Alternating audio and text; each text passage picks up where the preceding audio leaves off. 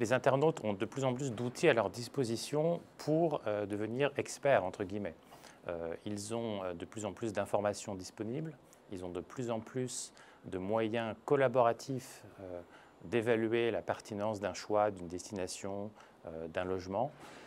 Ils ont des moyens aussi d'aller jusqu'à des transactions avec d'autres particuliers.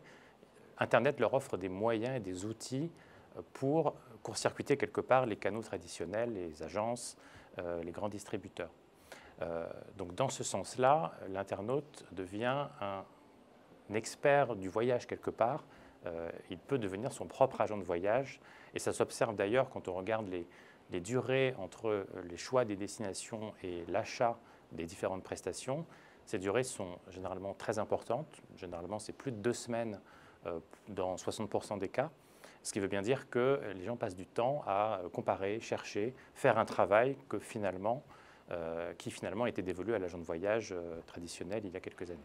Nous, on a observé que le poids d'un acteur comme TripAdvisor est réel. Hein. Sur le choix à l'étranger, par exemple, sur le choix d'une destination, on s'aperçoit que les avis TripAdvisor sont la première source influente sur Internet. Ce n'est pas le cas en France. En France, ce sont les sites des offices du tourisme, mais à l'étranger, c'est TripAdvisor.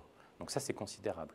Et quand on regarde également, quand on demande également aux internautes quelles sont les sources d'informations les plus influentes de manière générale, on voit que TripAdvisor apparaît en 2e position.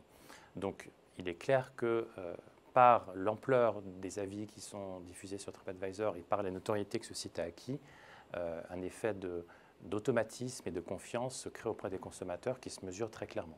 Le problème des faux commentaires, pour moi, n'est pas vraiment un problème. C'est-à-dire que la masse des avis, notamment la masse des notes qui sont apportées sur tel ou tel hébergement, tel ou tel produit touristique, est tellement importante que finalement cette masse-là ne ment pas.